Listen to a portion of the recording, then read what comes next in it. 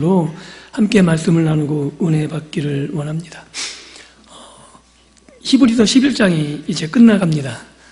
오늘 끝나지 않고요. 12장 1절부터 3절까지가 이 문맥의 끝이라서 다음 주 한 번 더 말씀을 증거하면 히브리서 11장 믿음의 장이 온전하게 끝나게 되어집니다. 제가 히브리서 11장을 선택해서 함께 말씀을 나눈 이유는 믿음이라는 것이 무엇인지, 그리고 우리가 갖고 있는 믿음이 우리의 삶을 어떻게 변화시켜 나가는지 그 부분을 함께 생각해 보고 싶어서 그랬습니다. 왜냐하면 우리는 세상 속에서 너무나 왜곡된 자아상을, 믿음의 자아상을 갖고 있기 때문에 그렇습니다. 세상은 끊임없이 우리의 믿음을 축소시키려 그럽니다. 왜냐하면 우리가 믿음의 사람으로 세워지면 세상이 감당하기 어려워질 거거든요. 예수님 한 분으로 말미암아 온 땅이 변화시켜 나가고 온 땅이 변화되었듯이 믿음의 한 사람을 통해서 하나님이 하시는 일들은 너무나 놀랍고 너무나 위대하고, 또한 사단이 그 일을 방해할 수가 없죠. 그래서 사단은 그 일을 막기 위해서 우리들의 자아상을 왜곡시키고 축소하고, 마치 우리가 아무것도 할 수 없는, 너무나 미약해서 아무것도 아닌 존재처럼 끊임없이 우리를 왜곡시킵니다. 그런 세상의 왜곡에 우리가 마음 뺏기지 않기를 주님의 이름으로 축복합니다. 우리는 성경에 기록된 대로 보자면 우리는 하나님 나라의 통치자입니다. 믿으십니까? 한번 여러분 생각해 보시죠. 여러분 통치하고 계십니까? 아무리 봐도 안 하는 것 같죠? 여러분이 왕이라고 생각해 보세요. 근데 여러분 왕 같으세요? 세상에 왕 대접해 주던가요? 아니, 가정에서 봐도 여러분들 왕으로 대접하는 사람이 누가 있죠? 그렇게 세상은 우리들을 왜곡시킵니다. 대접을 못 받으니까 안 그런 것 같거든요. 그리고 우리가 세상의 왕을 보면 전혀 아닌 것 같은데 한번 생각해 보시죠. 예수님이 왕 대접 받으셨나요? 예수님 왕 대접 받으셨나요? 그런데 예수님은 우리가 뭐라고 고백하죠? 만왕의 왕이요. 믿으십니까? 세상은 예수님을 한 번도 왕으로 대접한 적이 없죠. 그리고 그 예수님의 다스림을 왕의 다스림으로 인정하고 받아들인 적이 세상은 한 번도 없습니다. 그런데 예수님은 왕이셨고 분명히 왕으로 다스리셨습니다. 그 예수님의 왕의 통치는 세상의 구원을 가져왔고, 연약한 자들, 없는 자들, 그들에게 복된 소식, 복음이었고, 그리고 예수로 말미암아 이 땅이 하나님의 임재가 이루어졌고, 예수로 말미암아 하나님의 역사가 성취되었고, 예수로 말미암아 하나님의 뜻이 온전히 이루어졌음을 우리는 성경을 통해서 확인하고 우리의 믿음으로 고백하고 있습니다. 여러분들이 왕으로 내가 다스린다고 그렇게 느끼지 못하는 이유는 동일합니다. 세상이 예수님을 왕으로 인정하지 않았듯이 여러분이 아무리 왕이라 내세워도 여러분을 왕으로 인정하지 않을 겁니다. 왜냐하면 우리의 다스림은 세상의 왕의 통치가 아니기 때문이죠. 그러나 분명히 기억하십시오. 여러분은 왕입니다.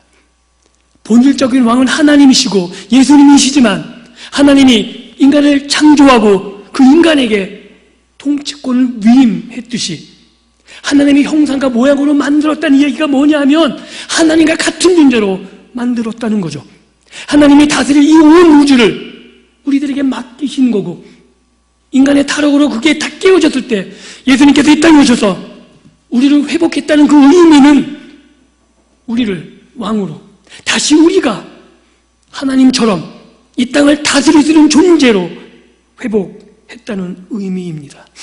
우리가 믿음으로 온전히 그 사실을 받아들이고 우리가 믿음의 사람이 되면 오늘 히브리서 11장에 기록된 많은 믿음의 사람처럼 세상이 그들을 인정하지 않았지만 그들이 믿음으로 온 땅을 다스리고 그들로 말미암아 온 땅이 복을 누리고 그들로 말미암아 온 땅의 구원을 받은 것처럼 우리가 믿음으로 이 땅을 살아가게 된다면 우리는 예수님의 통치권을 위임받아 이 세상을 다스리는 자로 살아가게 될 것이고 그것이 우리의 가정에서부터 그리고 우리가 일하는 일터에서 우리가 있는 그곳에서 하나님의 다스림이 시작됨을 믿을 수 있기를 주님의 이름으로 축복합니다.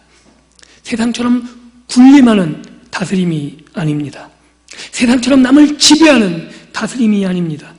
여러분의 다스림을 통해서 생명이 솟아나게 될 것이고 여러분이 다스림 안에 사람들이 소망을 갖게 될 것이고 여러분의 다스림을 통해서만 하나님이 일하십니다.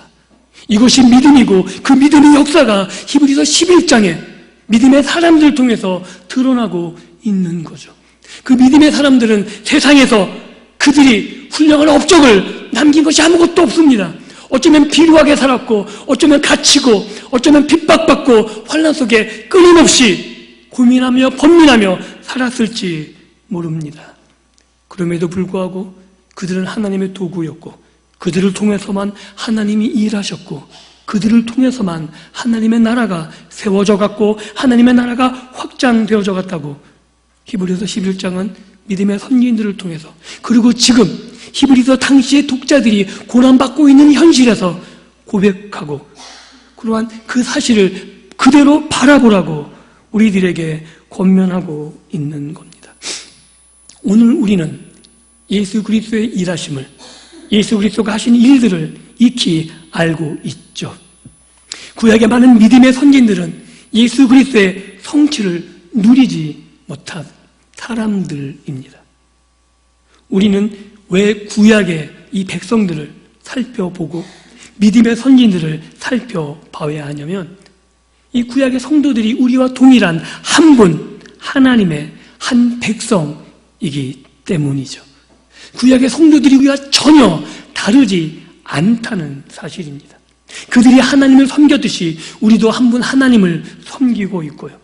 한 분 하나님이 하신 일들을 소망으로 바라보며 예수의 성취를 예수님께서 하신 일들을 이해하고 깨닫지 못했지만 하나님의 약속만 붙잡고 달려온 사람들입니다. 그렇기 때문에 구약의 백성들, 구약의 성도가 신약의 그리스도인인 우리들과 전혀 다른 것이 아니라 한 백성이라고 그래서 그들의 믿음을 우리가 본받을 수 있다고 말하고 있는 거죠. 우리가 믿음으로 지금 고난을 이겨내고 있습니까? 그렇다면 그들도 구약의 백성이었던 구약의 성도들 또한 동일하게 하나님의 믿음, 하나님을 믿는 그 믿음 때문에 동일한 고난을 받았었고 우리가 하나님의 도우심으로 그 고난을 이겨냈듯이 예수 그리스도 안에 있는 하나님의 긍휼과 하나님의 평강과 하나님의 도우심으로 우리가 이 고난을 이겨나가고 있듯이 구약의 성도들도 하나님의 도우심과 하나님의 능력으로 이 고난의 길을 넉넉히 이기며 걸어갔다고 성경은 우리들에게 분명하게 말해주고 있습니다. 그리고 구약의 성도들이 가졌던 믿음, 그들이 비록 예수 그리스도를 보지 못하고 예수 그리스도를 만지지 못하고 예수 그리스도가 하신 일은 그들이 경험할 수 없었지만 그들이 하나님이 말씀하신 바를 하나님이 그들에게 언약하신 그 내용들을 분명히 믿었기 때문에 그들의 믿음과 우리의 믿음은 전혀 다르지 않습니다. 우리 눈에 하나님이 보이십니까? 하나님을 보셨습니까? 하나님을 보고 믿으십니까? 사람들에게 하나님을 말할 때 예수 그리스도를 증거하고 싶을 때 가장 부딪히는 난제가 뭐냐면 그들의 눈에 보여줄 수가 없는 거죠. 그들의 손에 잡혀줄 수 없고 우리가 믿는 그 믿음을 나타내 보여주는 것 이게 너무나 어렵습니다. 구약의 백성들도 동일하죠. 하나님은 실제 하는데 세상 사람들은 하나님의 실제를 경험하지 못하므로 그들을 하나님의 그 일하심을 실제하는 하나님을 세상에 나타내 보이지 못했습니다. 그럼에도 불구하고 그들은 실제하시는 하나님을 믿었죠. 우리와 동일하게. 그리고 그 실제하시는 하나님이 말씀하신 바 구약에 기록된 그 말씀들이 신화가 아니라 오늘 나에게 말씀하시는 믿음으로 받아들였습니다. 여러분, 그렇지 않으신가요? 하나님이 말씀하신 바가 이 성경 안에 갇혀 있는 건가요? 단지 옛날에 이루어진 일이고 단지 좋은 이야기로 그치고 있다면 여러분의 믿음은 헛된 것입니다. 우리의 믿음은 이 안에, 성경 안에 역사하는 게 아니라 이 말씀이 오늘 나에게 부딪히고 오늘 나의 삶에 그대로 역사하는 믿음임을 믿을 수 있기를 주님의 이름으로 축복합니다. 이 믿음은 죽은 것이 아닙니다. 이 말씀은 그 옛날 독자들에게 하신 말씀이 아니라 오늘 나에게 하시는 말씀인 거죠. 그리고 그 말씀이 살아 움직여서 나를 움직이는 말씀이 되는 것이고, 내가 어려운 장애와 고난과 환난할 때 그 말씀이 나를 이기게 하는 것이고, 하나님의 역사를 통해서 하나님이 지금도 일하심을 경험하게 하는 것이고, 그것이 오늘 우리의 삶을 이끌어가는 믿음입니다. 신약의 성도들에게 믿음으로 살았던 신약의 성도들, 그것과 동일하게 구약의 성도들도 믿음으로 살았기 때문에 오늘 히브리서 저자는 계속해서 고난과 죽음의 위협 앞에 있는 히브리서를 읽는 그 당시의 독자들에게 아브라함을, 모세를, 라합을 본받으라고 말하고 있는 거죠. 우리는 너무나 쉽게 성경이 익숙하기 때문에 그냥 그들이 그렇게 믿을 수 있었다고 생각하지만 그렇지 않습니다. 그들도 끊임없이 신앙의 왜곡을, 압력을 끊임없이 받았었죠. 그들도 우리와 동일하게 하나님을 믿는다는 것이 쉬운 상황은 아니었습니다. 제가 대표적으로 예를 몇 개 든 적이 있죠. 모세가 뱀을 들었을 때 이스라엘 백성이 그것을 보면 어떻게 된다고요? 나음을 잊는다고요. 이스라엘 범죄에서 불뱀에 물렸을 때 하나님이 노뱀을 만들어서 장대에 들라 그랬어요. 그거 보면 낫는다고. 한번 생각해 보세요. 이스라엘이 그때 광야에 몇 명이 있었냐면 적게 잡아 250만 명이에요. 250만 명은 그때 아파트가 있었겠습니까? 2층 집도 없었어요. 그죠? 그냥 넓게 퍼져 있었어요. 250만 명이 퍼지려면 땅이 얼마나 넓었을까요? 광야입니다. 그죠? 이스라엘의 사막은 그냥 평지가 아니에요. 광야예요. 산들과 바위가 많은 거예요. 그런 곳에 장대가 비싸고 그거를 보려면 어떻게 해야 돼요? 수십 킬로 걸어와야 된다고요. 불뱀에 물려서 죽어가야 되는데 하나님의 말씀을 믿지 않으면 20킬로 데리고 올 수 있을까요? 우리는 너무 쉽게 불뱀 거 보면 아니요. 하나님을 믿지 않으면 그 자리까지 나가기도 어려운 게 당시의 상황이라고요. 믿음이라는 건 그럽니다. 하나님의 말씀을 신뢰해야만 그 자리에 나갈 수 있는 거죠. 라합이 정탐꾼을 숨겨줬어요. 아무것도 아닌 게 아닌 거죠. 왜냐? 발각되면 어떻게 돼요? 전 가족이 몰살되거든요. 믿음이란 건 자기 목숨을 내놓는 행위예요. 하나님의 말씀을 신뢰하지 않으면 절대 도전할 수 없는 거죠. 모세가, 라합이, 구약의 많은 선진들이 그렇게 자기 목숨을 내놓고 도전할 수 있었던 것, 기브온 백성들이 여호수아에게 살려달라고 곰팡이난 떡을 가져가고 그랬던 이유, 그 지역에 있는 많은 다른 족속들이 공격해 올 것을 알면도 불구하고 그들이 여호수아하고 확신했던 그 이유는 그 족속들보다 하나님이 강하다고, 하나님의 말씀이 더 신뢰가 됐기 때문 아닌가요? 우리의 믿음은 그런 겁니다. 단지 이론적이고 단지 신념에 그치는 것이 아니라 오늘 내 삶에 이루어지는 그 말씀을 통해서 내 삶이 구원되어지고 그 삶을 통해서 내 삶이 회복되어지는 능력이 있음을 믿을 수 있어야 되는 겁니다. 그럴 때 우리가 믿음으로 도전할 수 있는 거고, 하나님이 나를 통해 일하심이 경험되어야 내가 하나님 말씀을 신뢰하고 세상이 왜곡시키는 그 현실을 뚫어내고 하나님 말씀 앞에 나아갈 수 있기 때문에 그렇습니다. 오늘 말씀을 보면 이게 더 두드러집니다.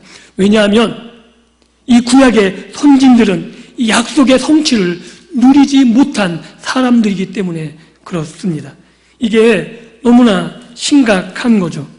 왜냐하면 약속을 성취하는 것이 목적이잖아요. 그죠? 근데 구약의 믿음의 선진들은 하나님의 믿음을 인정한 사람들입니다. 히브리서 11장 2절에 뭐라 그러냐면 믿음은 보지 못한 것의 증거예요. 그리고 6절에 뭐라 그러냐면 하나님을 기쁘시게 한 자는 하나님께 나아가는 것과 상 주시는 것, 하나님이 계신 것, 이것을 믿어야만 하나님이 기뻐한다 그랬어요. 그런데 하나님이 이 믿음의 선진들을 기뻐하셨다는 얘기는 그들이 믿음을 가졌다는 거거든요. 보지 못하는 하나님을 믿었다는 증거를 가졌다고요.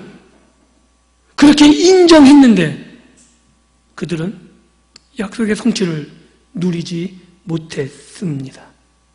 즉 하나님의 약속을 바라만 보았지 성취 못한다고요. 그 대표적인 예가 아브라함 아닌가요? 하나님이 아브라함에게 이 땅을 너와 내 자손에게 주겠다 그래요. 그런데 아브라함에게 말씀하시죠. 내가 내 자손을 애굽에서 있게 할 것이고 400년 후에 돌아와서 이 땅을 차지하게 할 거라고. 여러분 믿을 수 있으시겠어요? 지금 권사님이나 지사님들에게 400년 뒤에 네 자손 이 집 줄게 이 부동산 네 거 되게 400년 뒤인데 뭐 이게 나하고 무슨 관계라고 생각하지 않을까요? 이게 현실적이잖아요. 지금 나에게 줘도 우리 애들이 다 까먹을 판인데 그죠? 이거 몇십억 물려줘도 우리 애들이 까먹으면 끝나는 건데 지금 안 준대요. 400년 뒤에나 준다면 그거 신뢰하시겠어요? 아브라함에게 그런 거거든요. 그리고 아브라함에게 그 약속의 증표로 뭐 주세요? 매장지, 묘지 하나 주세요. 얼마나 황당해요? 그런데 더 놀라운 거 그걸 믿는 거예요. 아브라함도 믿었고요.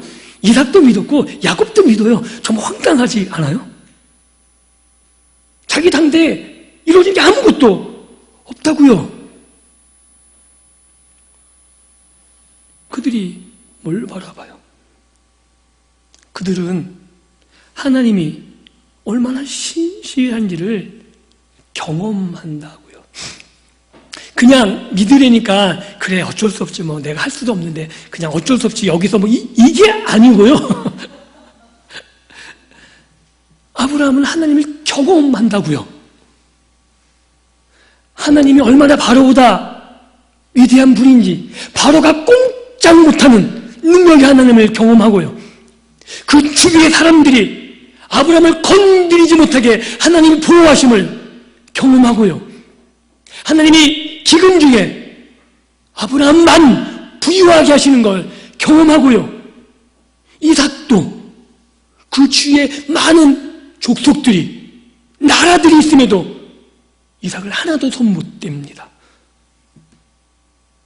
부유하게 하시고 강건하게 하시고 그를 통해서 그가 축복을 빈 자만 복을 받아요. 그래서 아브라함이 복을 빌었을 때 애굽 왕의 태문이 열려서 그들이 후사들을 누리게 되고 이런 일들이 일어나요. 즉 아브라함을 통해서만 하나님이 일하심을 아브라함도 알고 아브라함을 만나는 모든 사람들이 알게 되는 거죠.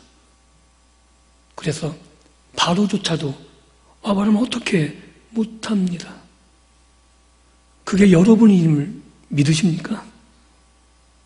안 믿으시는 얼굴인데요. 집에서도 그런 대접 못 받는다고요?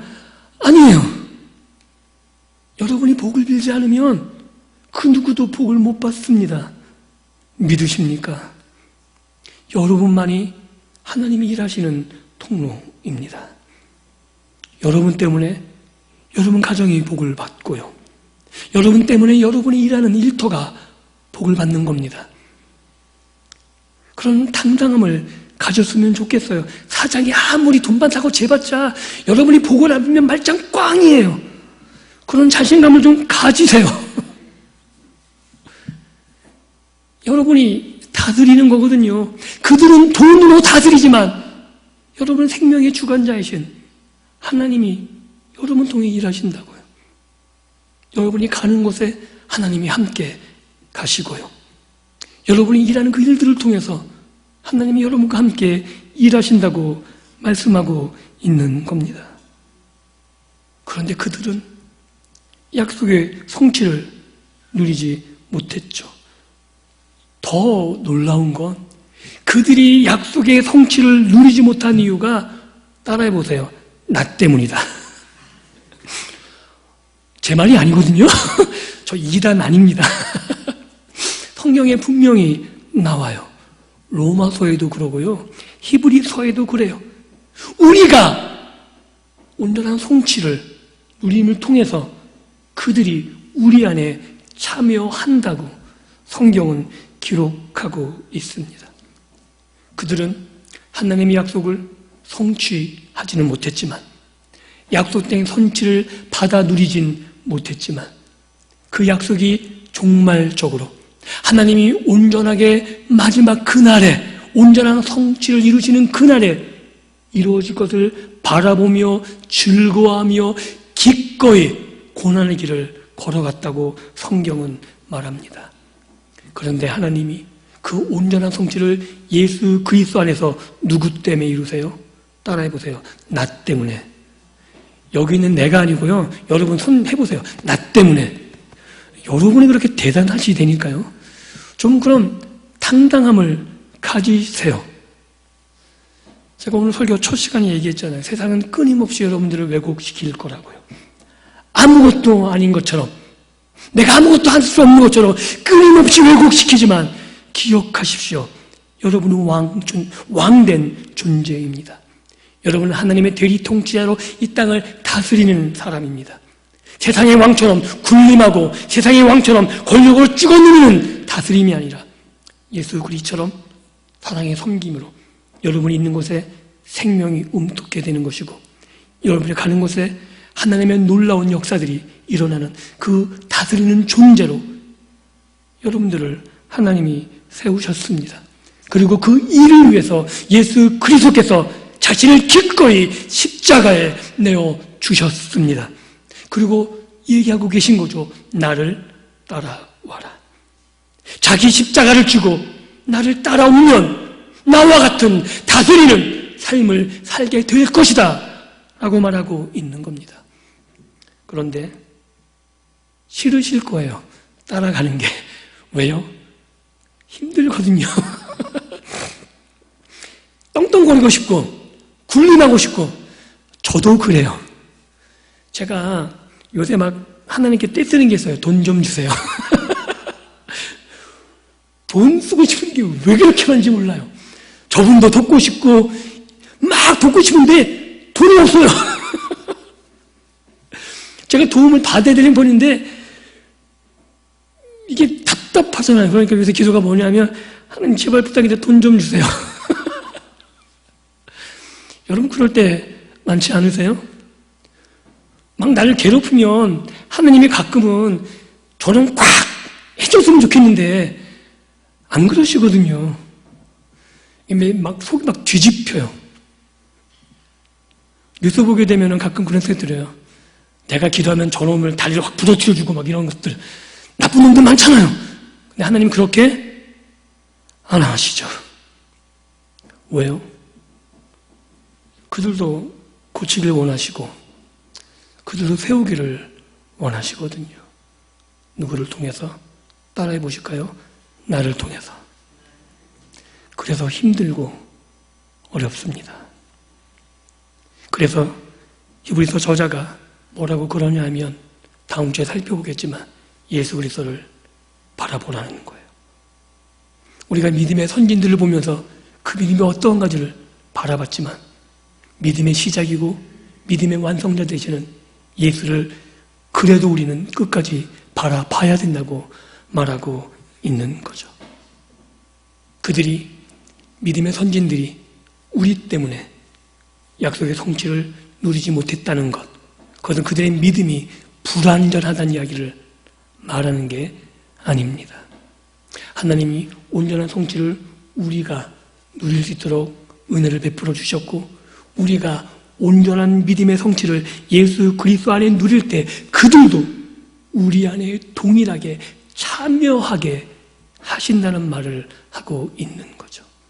즉, 우리가 예수 그리스도를 말미암아 신약의 성도들이 그 온전한 은혜 안에 들어와서, 그 믿음 안에 들어와서 우리가 온전한 믿음의 길을 걸어가고 그 성취를 누려가며, 비록 우리가 불완전하지만 그래도 마지막 날에 온전케 하실 주님이 다시 오실 그 소망의 날을 기다리면서 우리가 믿음으로 한 걸음 한 걸음 걸어 나갈 때, 우리가 걸어가는 믿음의 길에, 우리가 누리는 그 믿음의 성취 안에 구약의 성도들도 함께 참여해서 그 우리의 성취를 함께 누리게 하실 거라고 하나님께서 우리에게 말씀하고 있는 겁니다.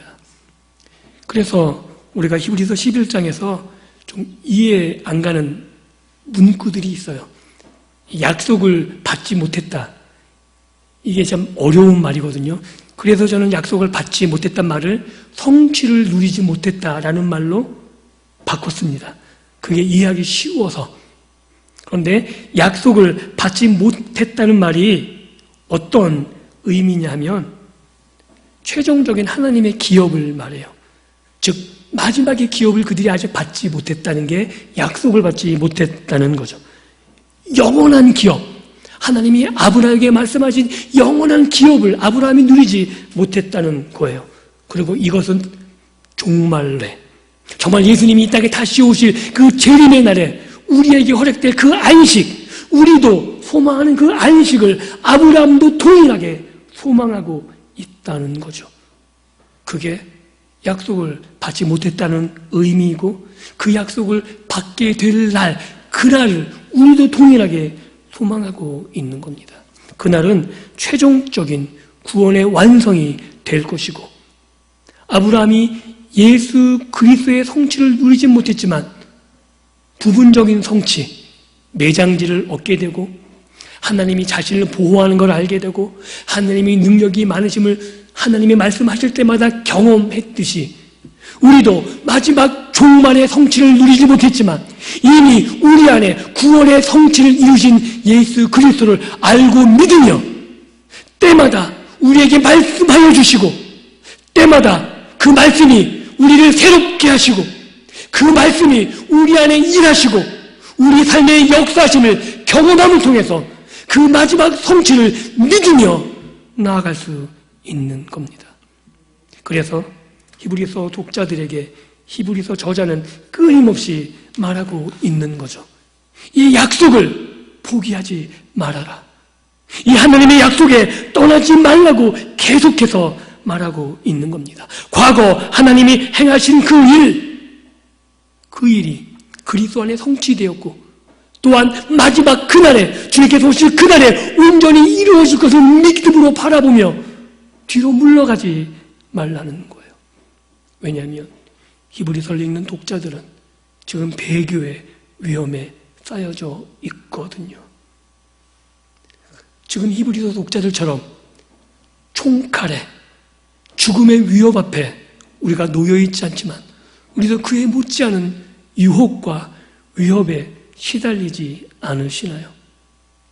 물질이 총칼보다 더 큰 위협으로 마치 그거 아니면 못 살 것처럼 당장 주의를 빼고 내가 이래야만 살 것처럼, 내가 하나님을 섬기는 것보다 세상을 따르는 게 더 나은 것처럼 위협하고 있지는 않으신가요?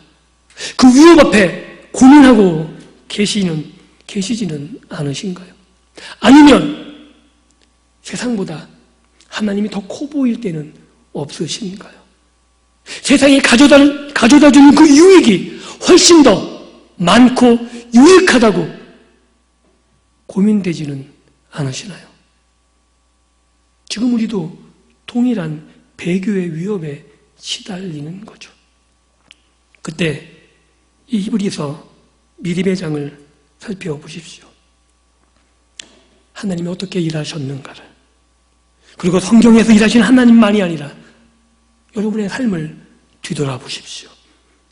어떻게 하나님이 여기까지 인도하셨는지, 때마다 고비마다 내 능력으로 일어선 것이 아니라 하나님이 붙잡아 주신 것이었고 하나님이 나를 세우신 것이었고 여기까지 오게 하신 하나님이 나를 버리지 않으심을 믿을 수 있기를 주님의 이름으로 축복합니다. 모세가 그랬고요, 다윗이 그랬습니다. 시편의 많은 기자들이 눈물로 하나님 앞에 들어가서 하나님, 저 원수를 죽여주십시오. 하나님, 저 원수 때문에 내가 못 살고 내가 이제 죽을 것 같습니다 라고 기도했는데, 그 기도가 끝날 때에는 하나님 감사합니다로 바뀌어요.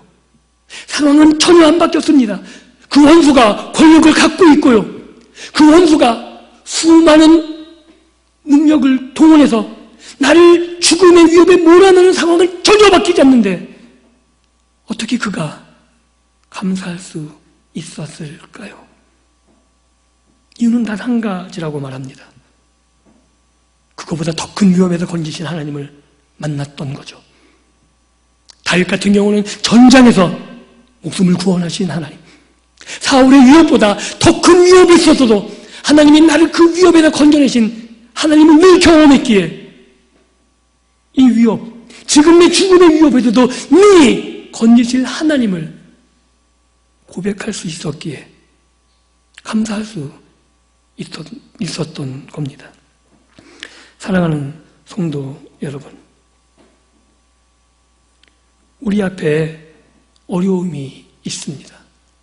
그러나 오늘 우리 히브리서에서 말씀하신 것처럼 하나님께서는 우리를 위해서 더 좋은 것을 예비하시는 분임을 믿을 수 있으셨으면 좋겠습니다. 구약의 성도들이 이것, 더 좋은 것, 그리스도께서 하신 이 일 때문에 자신의 삶을 온전히 하나님께 드렸습니다. 그리고 예수 그리스도가 우리를 위해서 이 일을 이루셨기 때문에 우리에게 더 좋은 것이 이미 주어졌다고 말하고 있습니다. 이것을 어떻게 알 수 있냐면 예수 그리스도의 부활로 알 수 있는 거죠. 예수의 부활을 우리가 경험하지 못하면 더 좋은 것을 경험할 수 없습니다. 제가 이 비유를 여러 번 들 수밖에 없는 건 이 비유처럼 적당한 비유를 저는 아직까지 못 찾겠어요. 그래서 이 비유를 계속 들어요. 아이에게 가장 중요한 건 부모죠. 맞습니까? 부모가 가져다 준 어떤 재물과 환경들이 아닙니다. 아이에게 가장 중요한 건 부모입니다. 마찬가지로 믿음의 백성들에게 가장 중요한 것, 가장 좋은 기업은 하나님이십니다. 믿으십니까? 하나님이 계시기에 우리에게 주어지는 것들 때문에 현혹되지 마십시오. 그래서 성경은 끊임없이 하나님이 너희의 기업 되신다고 말합니다. 그런데 우리는 자꾸 뭘 바래요? 아이들이 부모 손에 들린 선물을 바라듯이 자꾸 우리는 하나님보다 하나님 손에 들린 선물이 좋은 거죠. 이제 바라기는 우리의 신앙이 성숙해져서, 여러분 지금 나이쯤 되시면 부모님이 가진 물질보다 여러분이 더 많이 가지고 있기에 그냥 부모님이 계신 게 좋잖아요. 그 부모님이 옆에 있다는 게 뭔지를 알잖아요. 아니세요? 없으셔야 돼요? 그거 심각한 거예요. 하나님이 기업 되신다고요. 하나님이 여러분이 원하시는 그 모든 것 되시고, 하나님만이 여러분의 도움 되시고, 하나님만이 여러분을 위해서 일하신다는 겁니다.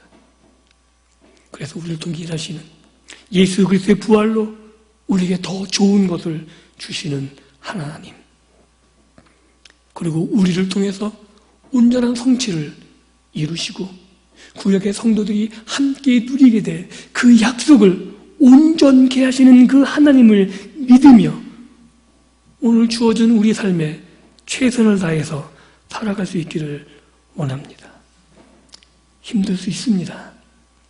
그러나 그 삶을 하나님이 허락하신 삶이고요. 그 삶을 통해서 하나님이 나의 하나님 되심을 나타내 보이신다 그럽니다. 여러분 혼자 능히 살만하면 여러분의 영광은 여러분이 취하는 거예요. 하나님은 여러분의 삶을 통해서 하나님이 영광 취하기를 원하시는 거죠. 여러분의 삶의 발자취마다 하나님이 일하심이 드러나기를.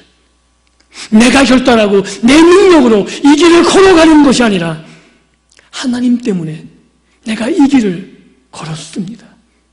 하나님 때문에 내가 여기까지 왔고 내 고비 때마다 하나님이 일하셨습니다 라고 말하는 것이 여러분만이 깨닫고 하는 것이 아니라 그 간증들과 그 고백들을 통해서 여러분의 자녀들이 알고 여러분의 남편들, 아내들이 알고 여러분이 만나는 사람들이 그 사실을 알게 될 때 하나님이 어떤 분이신지, 하나님이 지금도 살아계신 분이심을, 하나님이 하나님의 백성들을 돌보고 계심을, 그 하나님이 영광 받으실 것입니다.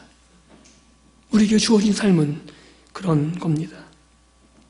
그래서 구약의 성도들이 마치 특권을 누리지 못했던 것처럼, 그리고 오늘 우리도 특권을 누리지 못하고 살아가는 것 같지만, 세상이 알아주지 않고 세상이 인정하지 않는 것 같지만, 한번 따라해 보실까요? 나는 왕이다.